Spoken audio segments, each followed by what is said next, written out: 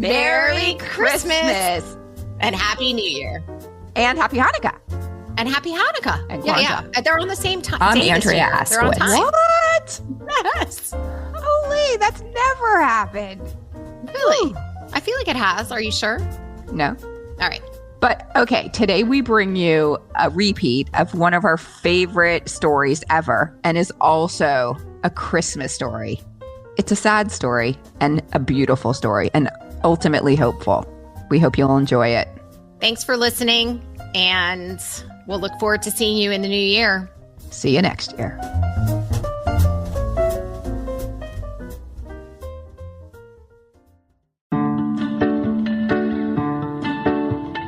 Here's to new beginnings.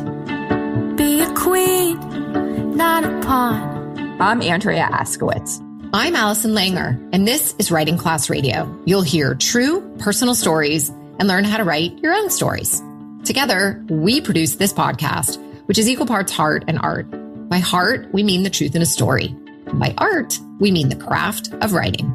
No matter what's going on in our lives, writing class is where we tell the truth. It's where we work out our shit. There's no place in the world like writing class, and we want to bring you in. Today on our show, we bring you a Christmas story by Emily Henderson.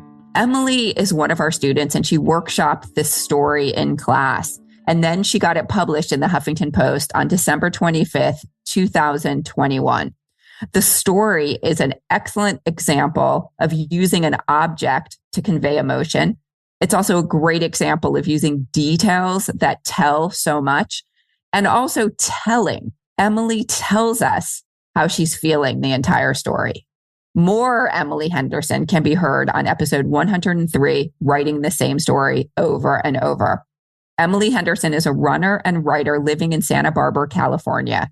Her essays have appeared in Scary Mommy, the Santa Barbara Independent, Huffington Post, and Writing Class Radio. We'll be back with Emily's story after the break. We're back. I'm Allison Langer, and this is Writing Class Radio. Here's Emily Henderson reading her story titled, After Our Son Died, My Husband Gave Me the Most Meaningful Christmas Gift of My Life.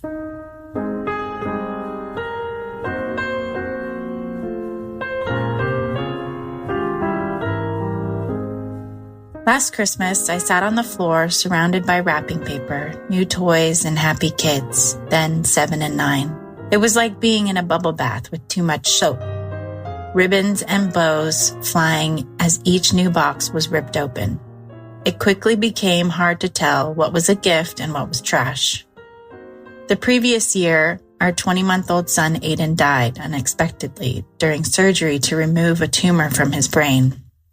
It was our second Christmas without him, and I was still getting used to shopping for 2 kids instead of 3. I think it's Mom's turn to open her stocking, my husband said. My daughter brought it over to me, exaggerating her movements as she walked on her knees. I pulled the first thing out of my stocking, a plastic round button, like the kind you'd hit if you were on a game show. These are called easy buttons.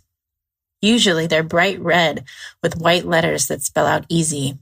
They became popular in 2005 when Staples began promoting and selling them.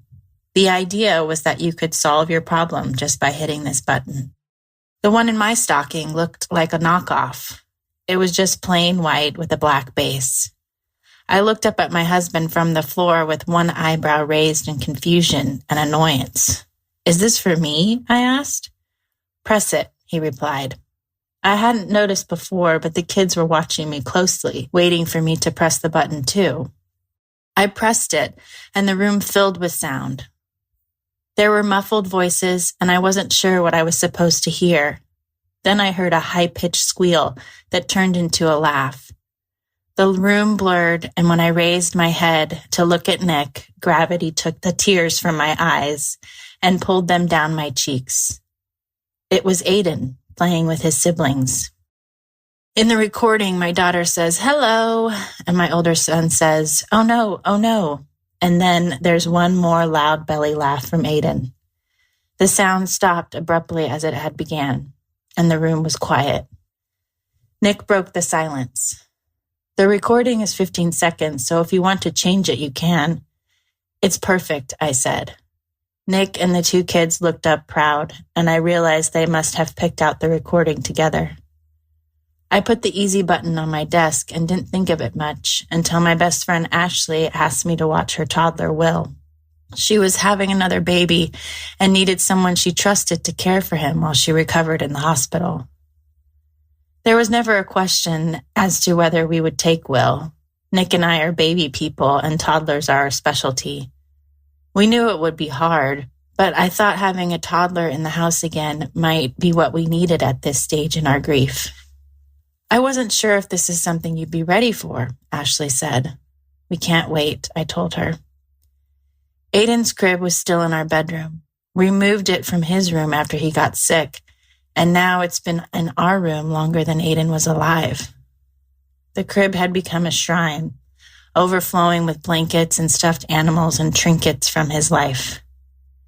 To make room for Will, I piled everything in the crib into a corner, careful not to break the plaster mold of Aidan's hand or misplace the plastic bags with clippings of his hair.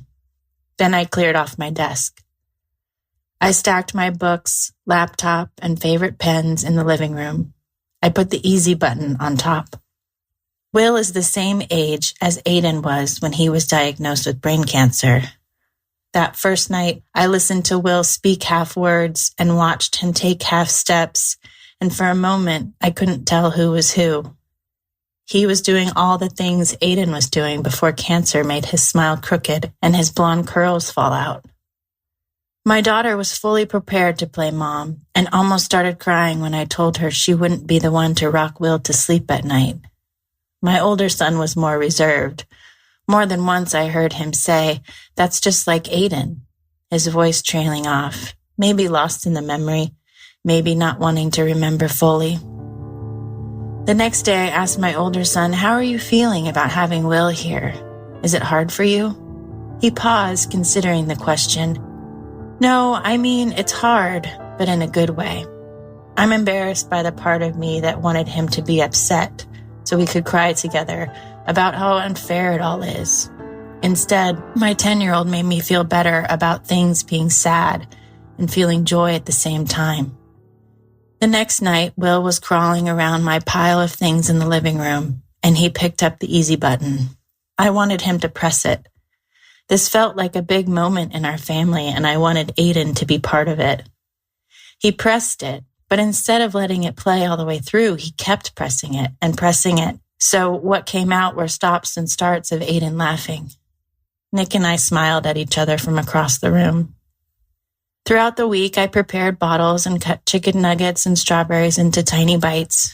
We sang songs and read books, and I remembered what it was like to look forward to nap time. By the end of the week, we were worn out but satisfied.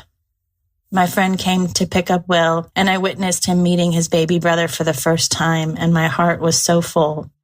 We did it. We spent a week with a living, breathing, exhausting, adorable reminder of our grief, and we survived. I'd say we even had fun. But grief is a sneaky fellow. I had gotten used to seeing bibs, bottles, and hooded towels that look like dragons. I fell into the habit of scanning the floor for choking hazards and a crawling baby boy in matching pajamas. And now they were all gone again, and the house was quiet.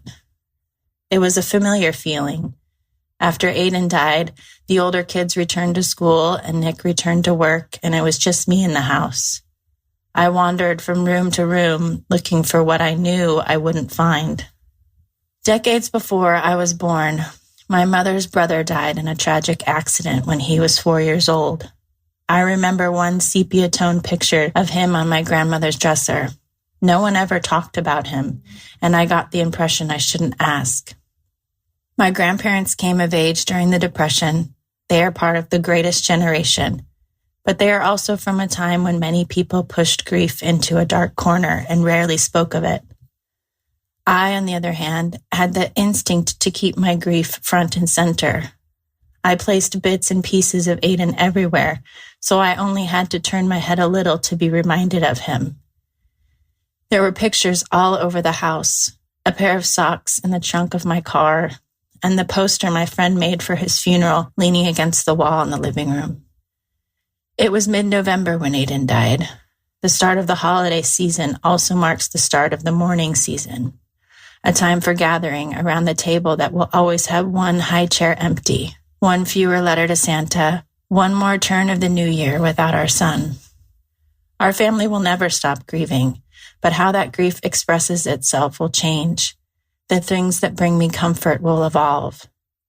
The crib I wasn't ready to take down before is now stacked in pieces in the rafters of our garage. I still catch my daughter playing with Aidan's toys, but I know eventually the time will come to donate them. Next year, we are remodeling our house, and I imagine I will have plenty of opportunities to decide what to display, what to pack away, and what to let go. A sort of Marie Kondo process for grief.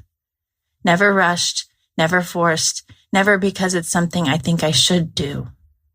Before my family gave me that easy button, I would have called it a useless gift, but it turned out to be one of my most prized possessions. It brings me comfort. It keeps my grief close, keeps Aidan close as I move through these phases. I use it when I need a smile or a cry, or when I want to wallow in anger. It's a beautiful reminder. It helps me not to forget. Not just Aidan, but the love we all shared. That love hasn't gone anywhere. I can still feel it. And celebrating Aidan's life and remembering the joy he brought us will keep that love alive. I press the button to remind myself that what we've been through isn't easy, but in a good way.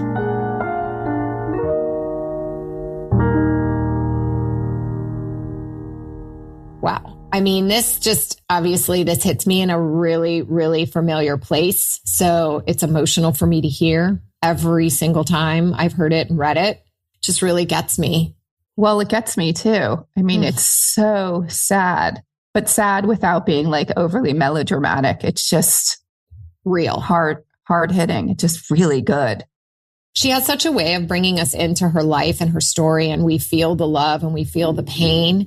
And I think that's such a talent. Like every detail she gave us, example, it moved the story along in such a good way. And I really kept reading and reading and reading. Like I never got bored. Every last detail, there's packed with details. Her details are excellent. I mean, right from the beginning, I wrote great details as a note. Like she talked about the plaster mold of Aidan's hand and like the little bag of hair. So the things that she was moving to make way for Will to come. One thing that I thought was so great was the use of the easy button. Like the easy button never stopped being center of the story, even though the story is about so much more than this easy button. I actually think the story is about how to grieve. And I got to that at the very end when she brought in the part about decades before her grandparents and how they dealt with grief, which was to not talk about it. But she had the instinct to keep grief front and center. That part like sort of took me out for a second. I was like, wait, why is she going back in time? Because I was so engaged at what was happening right now. But I think that's why. And now I remember that Noah Michelson of Huffington Post, he wanted that. He always edits a story or pushes a story to be about something like much bigger than just the actual situation that's happening to the narrator. And I think in that moment, he wanted Emily to sort of tell a story about how to grieve, how she grieves. And what it feels like to grieve. Yeah. Because I think a lot of people feel like, okay, well, why aren't you moving on? And she mentions here, like, it's not that she's going to Maria Kondo, but at her own pace, because there really isn't a pace. And I mean, I know that from, we were on the phone just the other day. It's been 14 years since my daughter died, and a emergency vehicle went by, and I was like, whew, hold on a minute. I just need to focus for a second. And it brings it up. I'm sorry, I'm getting emotional, but the holidays are tough. But it does. I mean, these things trigger us, and all of a sudden you're right back there. And part of it feels really good because you can feel that person's presence in such a big way where you don't necessarily feel it on a daily basis all these years later, so it's immediately like you feel the pain, but the pain is almost a good reminder that person is still in your heart. The connection. Yeah. And this easy button, it just does that every time. Yeah. Excellent. Yeah. Ah, shit. I think this story is just so well written. The other part that I was struck by this time is that there's kind of like two situations happening. One is she gets the easy button, and two, another kid comes to stay at their house. But and I think it's because she keeps the easy button, like we're following the easy button throughout the whole thing. She keeps those two stories together, like they work together. And I think we kind of get caught up in like, well, the story needs to be about only one thing. But sometimes if you're good, you can bring in more than one element. And Emily Henderson was that good. Well, we've talked about bringing in objects. And so this object, the way it was not only a physical object, it's audio as well. And then it became emotional. I guess most objects are still going to be emotional. That's the whole point of Maria Kondo. It's like, is it making you feel some way? Should you get rid of it? Like that whole concept. Which is also a literary concept that we've talked about before, the object correlative, which really just means like object standing in for an emotion. Yeah. So it's not just on the outskirts, it's in the story and every single element she brings in. It's just so beautifully woven. I mean, it's hard to have a story work this perfectly. I know. It's excellent. Well, why is it hard? A lot of times it's contrived. It doesn't happen this way. Like, I should have busted out the easy button, but I didn't. It was hidden. Like it wasn't, he didn't touch it, but could he have touched it? Like we try to bring in elements of a story that didn't exist. But in this case, it did exist. And she's just writing about the details. But she also includes so much emotion. You know how we're always talking about like, well, they gave us all the details, but how did you feel about that? She does that. Not overly, but just enough. I don't know how she did it, but I felt it. I did. There was one thing that I wanted to also to mention, because you and I were talking about this the other day. What is a callback? And here she did it. And I want to show you when she's asking her son, the older son, how he felt. How was it having Will here? And I think the other son said something like it was hard, but in a good way. Mm-hmm. Because then at the very end, she used that language. Yeah. The easy button. I get it. It isn't easy, but in a good way. And we know that that's something she learned from her son. Love the story so much. She also wasn't Pollyanna about having Will there. She said, because in this line where she said what it was like to look forward to nap time, because having a toddler is not easy for anybody. So that was cool. So pretty much at every end of whatever she's trying to say, she adds the emotion. And that is super, super important. And that's where people who are omitting that they're missing that beautiful thought bubble that you don't get in movies. You're getting it in writing. You're getting it in podcasts and stories and all that stuff. So that's the beauty of emotion. Excellent. So well done. And Emily's amazing. She's always writing. She's now wanting to write a book. At the time this was run in the Huffington Post, this was published, she was thinking about writing a book about running every street in her city. And now, maybe that's part of the memoir she's doing, but she's writing a memoir about this whole process of dealing with grief with her son and his illness. So I can't wait to read it. Did you say, you said that she was in your class, right? Yeah, she's in my second draft writers group. And then we're going to turn that into a memoir writing group. So all the people in there want to write memoirs. So we're just going to go ahead and turn that into it starting in January. And this story was originally published in Huffington Post, December 25th, 2021. Here's to new beginnings. Thank you for listening. And thank you, Emily, for sharing your story. Writing Class Radio is hosted by me, Allison Langer. And me, Andrea Askowitz. Audio production by Matt Cundill, Evan Surminski, and Aidan Glassey at the Sound Off Media Company. Theme music is by Justina Shandler. There's more writing class on our website, including stories we study, editing resources, video classes, writing retreats, and live online classes. If you want to write with us every week, or if you're a business owner, community activist, group that needs healing, an entrepreneur, and you want to help your team write better, check out all the classes we offer on our website, writingclassradio.com. Join our community. We come together for instruction and excuse to write and the support from other writers. To learn more, go to our website or patreon.com/writingclassradio. Starting in 2025, a new episode will drop the first Wednesday of the month. There's no better way to understand ourselves and each other than by writing and sharing our stories. Everyone has a story. What's yours? Can't miss your own bow. It leaves when it's ready.